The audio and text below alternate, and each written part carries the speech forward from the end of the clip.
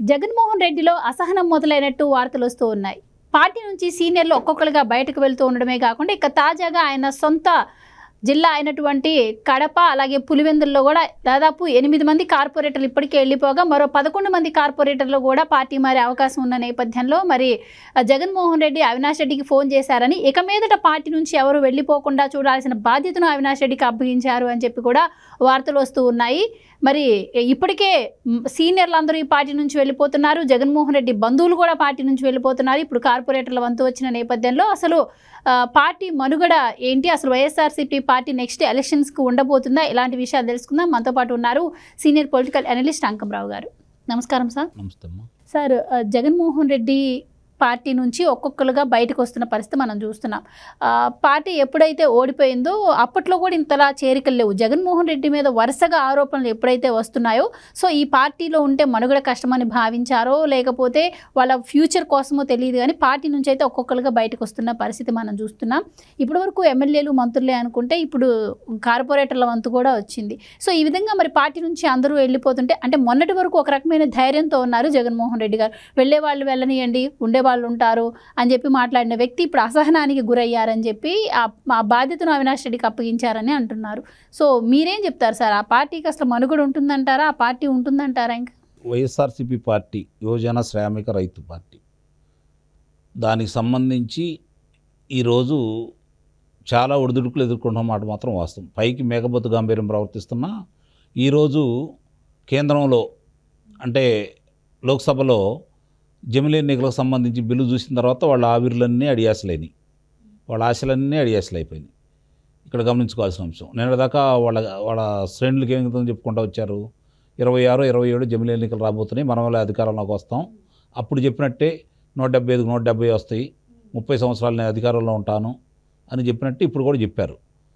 చెప్తా ఉంటే ఇప్పుడు అది కూడా ఎదురు దెబ్బ తగిలింది. దానికి తోడు మొన్న జరిగినటువంటి నీటి సంఘాల ఎన్నికల్లో 36 స్థానాలు కూడా తెలుగుదేశం పార్టీ ఏకగ్రీవంగా గెలుచుకోవటం, అది కడప జిల్లాలో కావటం, చివరికి పులివెందుల్లో కూడా పోటీ చేయడానికి ఊరు ముందుకు రాకపోవటం, ఇవన్నీ చూసిన తర్వాత అతని మీద అంటే ప్రజలకి ఒకటి అర్థమైపోయింది. ఇక్కడ వైఎస్ రాజశేఖర రెడ్డి అనే వ్యక్తిని చూసి జగన్మోహన్ రెడ్డి కూడా అలానే ఉంటాడు అన్న ఉద్దేశంతో తెలుగుదేశం పార్టీకి వ్యతిరేకంగా ఉండేవాళ్ళు, అలాగే 5 సంవత్సరాలు తెలుగుదేశం పరిపాలనలో స్థానిక శాసనసభ్యులు చేసిన దానికి వ్యతిరేకించిన వాళ్ళు, ఇక్కడ గమనించుకోవాల్సిన అవసరం ఏంటంటే చంద్రబాబు గారి మీద వ్యతిరేకత కాదు, స్థానిక నాయకుల మీద, స్థానిక శాసనసభ్యుల మీద వ్యతిరేకత అతను కలిసి వచ్చింది. దానికి తోడు అతను చెప్పిన అసత్య ప్రచారాలని ప్రజలు నమ్మారు. అమరావతి భ్రమరావతి అన్నాడు, కమరావతి అన్నాడు, ఇటుక పడలేదన్నాడు, చంద్రబాబు నాయుడు గారు బినామీలు అక్కడుండి రియల్ ఎస్టేట్ వ్యాపారం చేశారని చెప్పి చేసి ఇట్లా రకరకాలుగా మాట్లాడాడు, ప్రజలు నమ్మారు. పోలవరం ఆయనకి ఏటీఎం అయిందన్నాడు, ప్రజలు నమ్మారు. 37 మంది డిఎస్పీలని సీఎల్ని డిఎస్పీలుగా ప్రమోషన్ చేస్తే అందులో 33 మంది కమ్మవారంటే ప్రజలు నమ్మారు, పింక్ డైమండ్ నమ్మారు. అలాగే వాళ్ళ బాబాయ్ గారి హత్యోదంతం వచ్చేసరికి ప్రజలు నమ్మారు. ఇవన్నీ చూసుకున్న తర్వాత అధికారంలో అతనికి వచ్చిన తర్వాత, అధికారానికి ముఖ్యమంత్రి అయిన తర్వాత అతను చేసే నిర్వాహకం మొత్తం ప్రజలు వాళ్ళ శ్రేణులు కూడా యోగించుకున్నారు. కాబట్టి ఆ స్థాయి ఘోర పరాజయం అతనికి రావడం కూడా జరిగింది. ఈ పరిస్థితుల్లో పులి మీద పుట్టలా ఇప్పుడు జరుగుతున్న పరిణామాలన్నీ ఒక్కొక్కటి అతను మింగుడు పట్టల. నాయకులు వెళ్ళిపోతూ ఉన్నారు, కార్యకర్తలు వెళ్ళిపోతూ ఉన్నారు. అతనికి ఏం దిక్కు దోసిన పరిస్థితి. వాళ్ళని ఆపాలి అంటే ఏదో ఒకటి కారణం కావాలి. ఆ కారణం ఏందంటే జమిలీ ఎన్నికలు వస్తాయని చెప్పాలనుకున్నాడు. అవి కూడా ఇప్పుడు వెనక్కిపోయినాయి.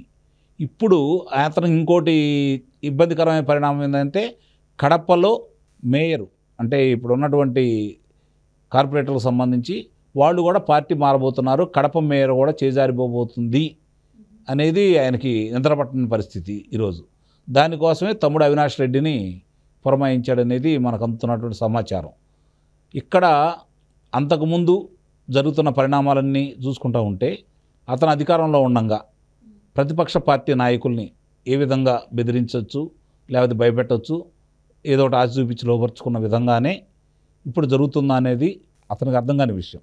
ఈ పరిస్థితుల్లో దానికంటే కూడా ఈ ప్రభుత్వం వాళ్ళు ప్రభుత్వంలో ఉండగా వాళ్ళు చేసిన అరాచకాలకి భయం పుట్టి ఈ ప్రభుత్వం వచ్చిన తర్వాత అవన్నీ తిరగదూడితే ఈ నాయకులకు ఎక్కడ ఇబ్బంది అని చెప్పి చాలామంది నాయకులు చల్లగా తెలుగుదేశం పార్టీలో అవకాశం ఉంటే తెలుగుదేశం పార్టీ, జనసేనకు అవకాశం ఉంటే జనసేన పార్టీ అట్లా మారి వెళ్ళిపోతూ ఉన్నారు.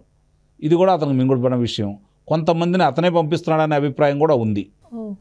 కొంతమంది అతనే అవకాశం ఇస్తున్నాడేమో రేపు పొద్దున మళ్ళీ ఎన్నికల ముందు రప్పించుకోవడానికి బలం పుంజుకుంటే, లేదంటే వీళ్ళు అక్కడ ఉంటే సమాచారం అతను చేరవేయచ్చు కదా. ఆ అభిప్రాయంతో కొంతమందిని అతనికి బాగా కావాల్సిన వ్యక్తులే పార్టీ మారుతున్నారంటే దాని అర్థం అదే అనే అభిప్రాయం ప్రజల్లో ఉంది. దాన్ని కూడా మనం కొట్టి పారవేయలేం.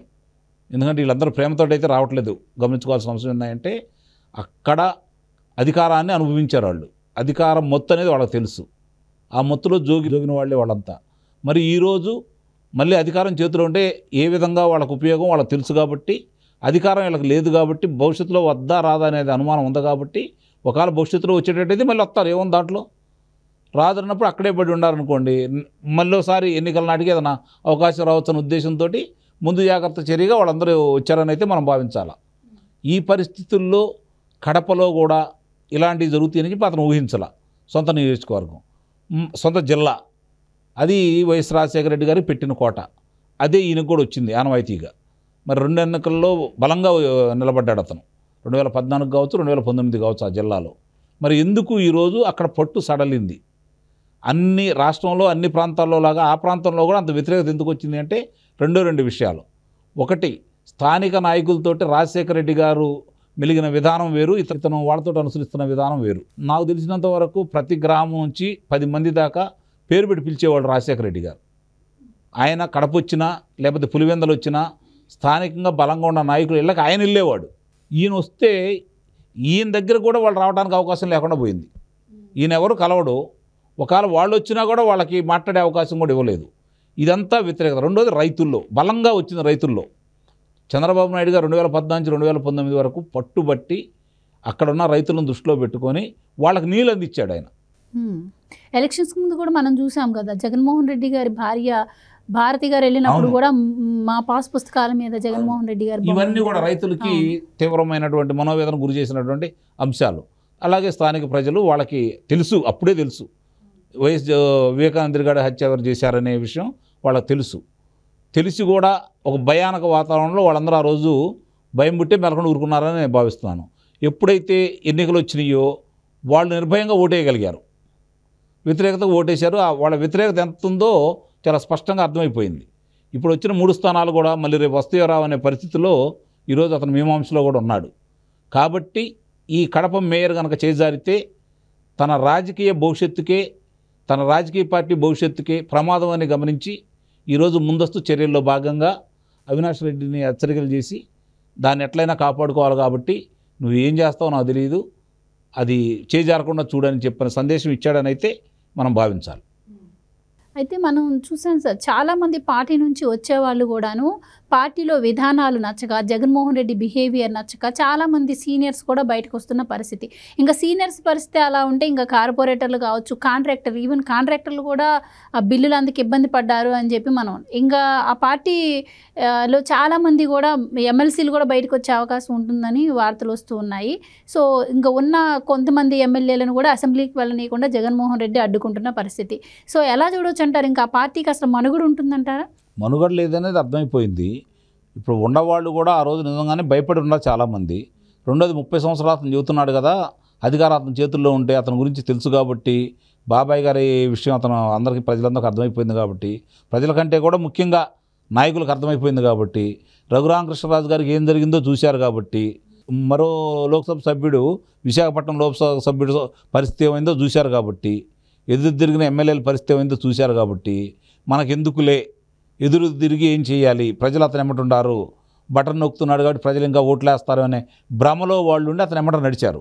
ఇప్పుడు ఆ భ్రమలు దొరికిపోయి ఎట్టి పరిస్థితుల్లో కూడా తిరిగి వాళ్ళు అధికారంలోకి వస్తారనే నమ్మకం నాయకుల్లో సన్నగిలింది కాబట్టి, అతన్ని పాపాల్లో వీళ్ళకు కూడా ఎంతో కొంత పాపం ఉంది కాబట్టి, పాలు పంచుకున్న వ్యక్తులు వీళ్ళు కాబట్టి, దాని నుంచి రక్షించబడటం కోసమో లేదంటే వాళ్ళ పాపాలను బయటికి తీయకుండా ఉండటం కోసమో వీళ్ళని ప్రసన్నం చేసుకోవడం కోసం మాత్రమే పార్టీలో మారుతున్నారు తప్ప, తెలుగుదేశం పార్టీ మీద ప్రేమతోటి ఈ వచ్చిన వాళ్ళు 90% మంది లేరని మాత్రం నేను గట్టిగా చెప్పగలను. జనసేన కావచ్చు, తెలుగుదేశం పార్టీ వచ్చేవాళ్ళు కావచ్చు, భారతీయ జనతా పార్టీలోకి వెళ్ళేవాళ్ళు కావచ్చు, 90% మంది ఆ పార్టీ సిద్ధాంతాల మీద, ఆ పార్టీ మీద ప్రేమ అయితే లేదు. వాళ్ళని వాళ్ళు రక్షించుకోవడానికి మాత్రమే వీళ్ళు వస్తున్నారు. ఇది మాత్రం గట్టిగా చెప్పగలను నేను. Right sir, thank you so much.